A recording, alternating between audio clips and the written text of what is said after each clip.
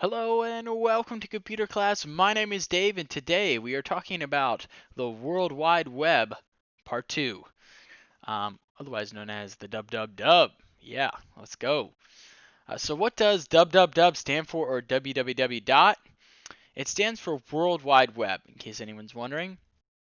And it is a global library of information available to anyone connected to the internet. The web, then, is a term we use to designate that which consists of a worldwide collection of electronic documents. And so, those are two terms that people use that are fairly run of the mill when people are talking about the internet. They use these terms really, really freely. So, just wanted to define them straight off the bat. Okay? That being said, what are we searching for when we get on the web? Well, I think there's a distinction that should be made, okay? And I want to make it with number 1 and number 2 here. Number 1 states here that a web page is a single electronic document which can contain text, graphics, audio, and video. Okay, a web page is sort of a subset of a website. Okay, a website is a collection of related web pages which are stored on the same web server. Okay, and so the difference here is they're not the same thing. When someone says they have a web page, they're referring to one tab usually, or one part of a web site. They're not one and the same. One is part of the other, or a parent of the other, or a child of the other, depending on how you look at it. And as a result, people often confuse the terms. They will be on a single web page and say it's a website, and it doesn't have any other pages, and therefore it's just a web page. It's a singular idea. So I want to make that distinction because if someone's building a web page, usually it looks a whole lot different. When you start adding multiple pages to it, it becomes a website. And so, again, trying to make that distinction fairly clear there. Web pages often contain links, and the word link is usually short for a hyperlink. It's a built-in connection to other documents, graphics, audio files, videos, web pages, or websites. And so the links are probably the biggest thing that defines the web, in the sense that basically in the beginning the web was nothing more than links, one person linking to another. Today, links are very stylized and nice, but at the end of the day, web pages are a ton of links and all over the pages. It seems like. All right. That being said, a website, the collection of related web pages, websites often contain a home page. That's the distinction there, referring to the first page that is displayed on the website, and subpages, referring to the pages linked within the navigation of the website, the navigation being at the top right here of the website. Here's Nike's website. Okay. That being said, there are types of websites. Here are among the most popular: search engines, social networking sites, information sites, media sharing sites, blogs, employment, shopping, mapping, etc. And there's so many divisions that we could go into here. Gaming sites, for instance, is a big deal. Video sites where we store our videos like YouTube and stuff. There's a lot more categories that we could talk about, obviously. Okay, so this is stuff that we are searching for. And then number 3, what are we technically searching for when we search for a website? When we type in www, we're technically searching for a web server, because a website's code is stored on the web server. So when we are accessing that information, we are accessing a web server in a theoretical way there. It is a computer that delivers requested web pages to your computer or mobile device. And so these computers usually run a form of Linux, and they are what we are searching for. Many people think that websites are just, in some sort of a random cloud, and they actually picture a cloud. No, not really. They're actually stored on really big computers, and I'm going to have a lesson on servers, so stay tuned. But they're stored on really big computers that have a lot of hard drive space and in a building. And when we access a web page, we're actually accessing that on a specific hard drive, someone else's hard drive specifically, someone like Google or someone like Microsoft's Space or whoever owns the server, and a hosting company essentially, and that is how our web pages get to us. So how do we access the internet then? And the term is a browser that people use. It's a software that enables users with an internet connection to access and view web pages on a computer or mobile device. It should be noted that computers have a default browser. So usually on a Windows machine, that would be Edge. On a Macintosh, that would be Safari. On a Linux machine, it would be Firefox. And on a Chrome device, such as a Chromebook, it would be Chrome. Okay, and I've listed all of them here. These are the 4 major browsers. There are other ones. Chrome, made by Google, Firefox, made by Mozilla, Edge by Microsoft, Safari by Apple. And again, there are other ones out there, but they're not large enough to mention. Okay. A mobile browser is designed for smaller screens and limited computing power. Many websites can detect if you're accessing their content from a mobile device, and the code will actually resize to that screen size and present a different layout for the web page as well. And for those of you that build websites, you understand this. You actually have to code your website to actually fit that design feature and do that. So tab browsing is where the top of the browser shows a tab similar to a file folder for each web page you display. You can organize your tabs into a group called a tab group and save it as a favorite. All right, so let's actually do one of these. Here is Google Chrome, and this is known as tab browsing to actually open it like this. Now you can right click and hit pin right there. And this kind of saves it as a favorite. Okay. And then there's something else we mentioned on our slide here, not to get off course, but also you can bookmark tabs. And so how you do that officially now, let me get rid of all these. There's too many.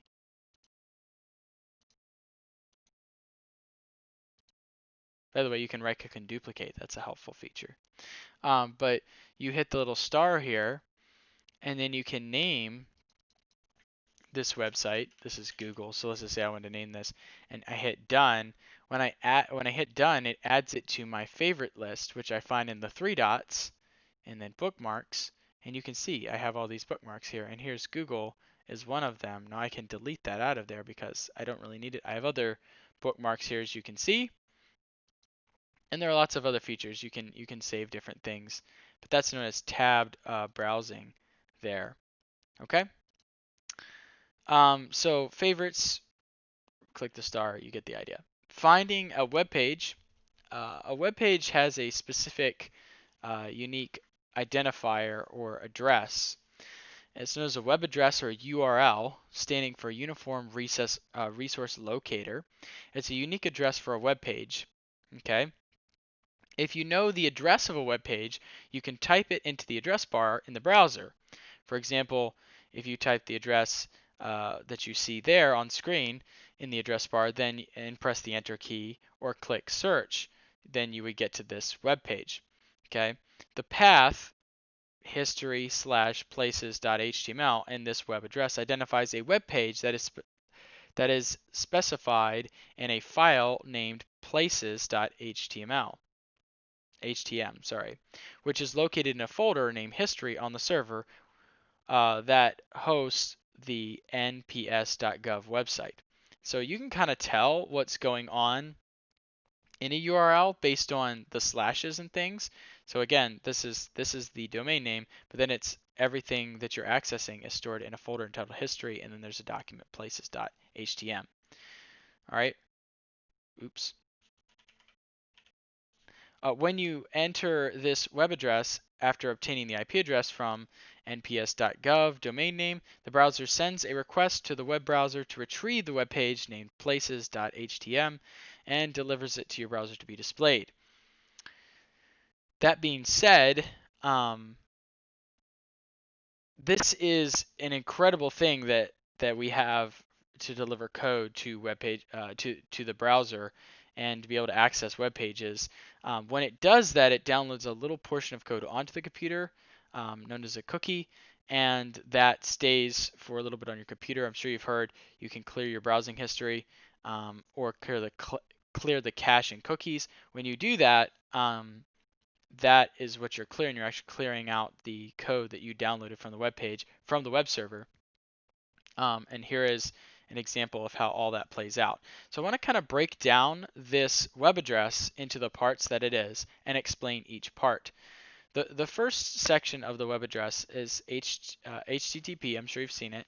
And it stands for Hypertext Transfer Protocol. It's a set of rules or protocol that defines how web pages transfer on the internet. We write it HTTP : //. HTTP defines how messages are formatted and transmitted and what actions web servers and web browsers take in response to various commands. For example, when you enter a URL into your browser, this actually sends a HTTP command to the web server, directing it to fetch and transmit the requested web page. Okay, so that's kind of what happens, and this protocol is what um, runs the request, so to speak. Number two is the host name or subdomain identifies what type of server that you are accessing. So for instance, internet or mail server, you could do www dot and you're accessing a World Wide Web server, or mail dot, if you notice when you access your Gmail account or Yahoo account, it's mail that you're accessing as the server. The text between the protocol and the domain name is called the host name. It identifies the type of internet server. The www, for example, indicates a web server. Okay, and again, here's an example of a mail server. We have mail.google.com slash and then whatever else to the specific inbox that is talked about in the address. So that's number two part of the, and then the domain name is the third part of the URL, is a text-based name that corresponds to the IP address of a server that hosts a website. So for instance, Google is actually a domain name that a company called Google owns on the internet.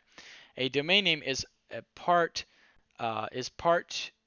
of the web address. Sorry, that's a bad typo there.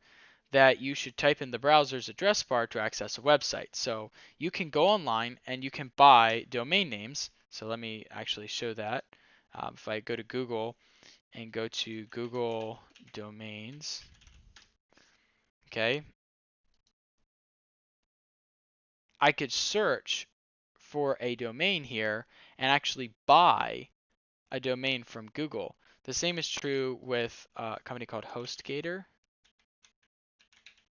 Okay, they also sell domains. And I can search for a domain right there. It says find a domain. If I wanted to buy whatsup.com, let's see if it allows me to. Whatsup.com, it's unavailable. But let's just say you search for one and found one that was available. You could buy that, and that name would be your name on the internet. Okay. So to continue on with the slide here, Google owns the domain name Google, and no one else can buy that from them. If they wanted to buy that from them, it would cost them, millions and millions of dollars. Most people's to buy an average domain name on the internet doesn't cost that much. If no one's using it, it costs you like $12 a year, or perhaps $15 a year to reserve it for yourself. And if you keep paying that, then you can keep it. However, if you lapse in your payments, then of course you lose it and people can buy your domain name. All right, next, the IP address, and I'm not going to get to number 4 yet because I have to explain something here with the domain name. IP address is short for Internet Protocol Address, and the Internet Protocol Address is a sequence of numbers that uniquely identifies the location of each computer device connected to the Internet. The Internet uses two forms of IP addresses, schemes of IPv4 and IPv6. And so here is the address format laid out here. Okay, so a IPv4 address might look like this, and an IPv6 address might look a little different. I don't even think I have one up here. Oh, I do, right here. It's more of a longer looking address. Okay, one is 32 bits and one is 128 bits. So what happened was we ran out of addresses on the internet so that we can give them to companies and devices and things. But we ran out of IP addresses, so we had to make a different um, protocol of IP addresses, and we came up with IP version 6. So we have more IP addresses to hand out. And as a result of doing that, now we have, millions upon millions of them, and I don't think we'll ever run out of IP addresses. But that being said, this plays into how web addresses are laid out. Due to the growth of the internet, the original scheme, IP version 4, began dwindling in availability. To rectify the problem, IP version 6 scheme lengthened the addresses, which increased the available number of IP addresses exponentially. Because all numeric IP addresses are difficult to remember and use, the internet supports domain names.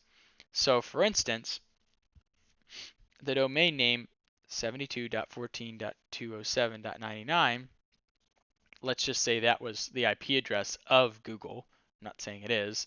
I don't even know. And let's just say this could represent Google as well. But these numbers, web servers, actually, instead of to access them, you would usually have to type in this number. However, no one can remember all these numbers for all these web servers. So what we do is we use names to represent the numbers. And in this case, if google.com, and I'm not sure if it does represent these numbers, I'm just making a hypothetical illustration here. But let's just say google.com represented 72.14.207.99. There we go. Then you won't have to remember that IP address. You just type google.com and it takes you to that IP address. It takes you to that device on the internet hosting that website, which is google.com. And every website on the entire internet is tied to an IP address. So when you type in that actual name, Nike or Adidas, it's going to an actual number like you see here in this illustration. And not, so basically the name means nothing without the IP address is what we're trying to say. Okay, so just so that the understanding is there. All right. That being said, the fourth part of the URL, I know it was a long explanation on the third part, but the fourth section of the URL is called a TLD, or a top-level domain, known as, like, for instance, .com. The suffix of the domain name, called the top-level domain, or TLD, identifies the type of organization associated with the domain. Okay, so here are some common TLDs. We've got .com represents commercial organizations, businesses, and companies. .edu, educational institutions. .gov, government agencies. .mil, military. .net, network providers or commercial companies. .org, nonprofit organizations. And the organization that approves and controls the TLDs is called ICANN, which stands for Internet Corporation of Assigned Names and Numbers. And so what they do is they will, when we get low in a specific area, or if we want to create another top level domain, they will create one.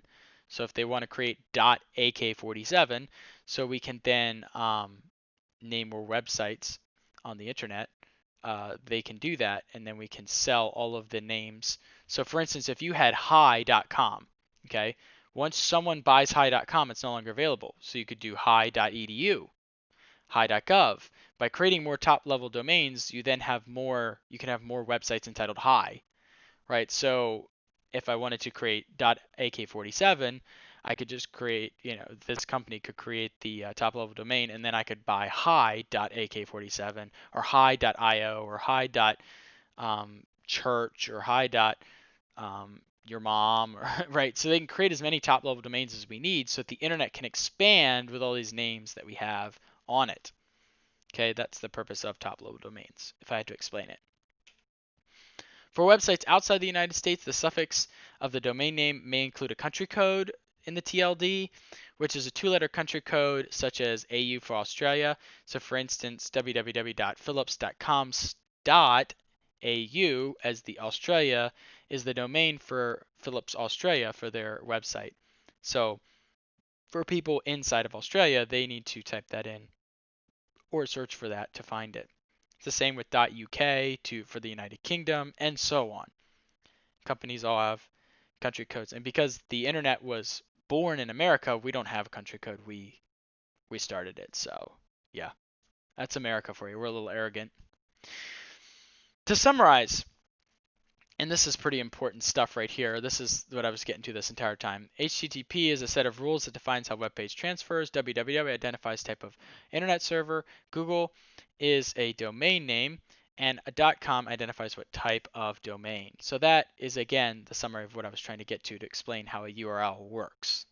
Okay, so how do you buy a domain? I've kind of already mentioned this, but individuals and companies register domains so that people can find their websites easily using a browser. And this company is called a registrar. It's an organization that sells and manages domain names. Somebody like HostGator, Google Domains, GoDaddy. GoDaddy. It's a cool name. It's funny. I love the little hair poking out the guy's head too. Bluehost. It's another big company. Before purchasing a domain name, you must confirm that it is available. Select your desired TLD, and then specify the length of time for which you want to reserve the name. Again, if you lapse on it, it goes for sale to someone else. Cyber squatters are people who will buy registered or unused or lapsed domain names so they can profit from selling them. So for instance, if a cyber squatter thinks that Google will come out with a product called, Google One, then they might go buy Google One, the domain name, on the internet so that when Google creates that product, they'll then have to come to them and buy that domain name for thousands of dollars from them per year, which is, really, really annoying, but whatever. The same is true for any other company. There are companies out there that are buying up the domain names surrounding other really popular names on the internet from very prominent companies so that they can sell them to them for a profit. Cyber squatters look out for out-of-date registrations and buy them, so the original website owner must buy them back. That's the other thing that happens. Somebody's like, they just lapse on their domain name and then they have to buy it back from you for like, $6,000 a year. That's terrible, but that's how they make their money.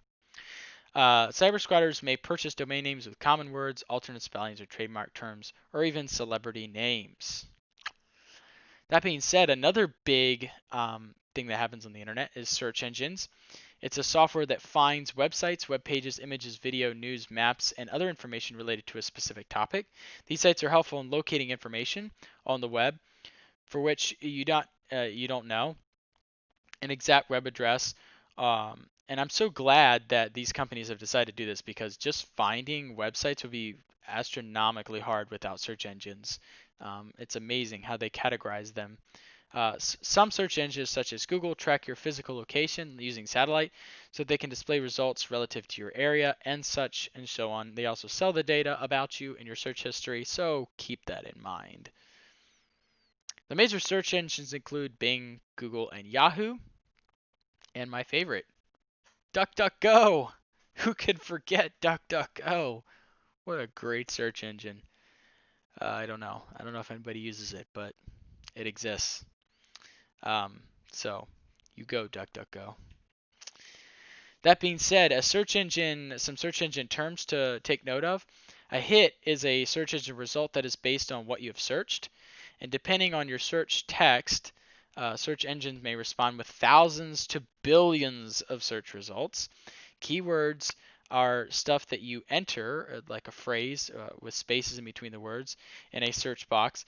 And most search engines will display results that include all of the keywords. Now, how search engines determine what to display in what order is basically the amount of things connecting to that specific website. So on Google, at least, the higher the ranking for a page is the amount of people that have searched for or connected with that site, and that puts it higher up in the ranking. So if you're wondering why your website is not on page 1, that could be why. Also, something called search engine optimization has a play in it, and how your website is actually optimized for being searched by these sites such as Google really does take a play in that. And when you build websites, learning about how to maximize search engine optimization is a big deal. So how can you improve your search result? If you're using a search engine, use specific pronouns. Don't type a massive long sentence, but use specific pronouns. Put the most important terms first in the search box.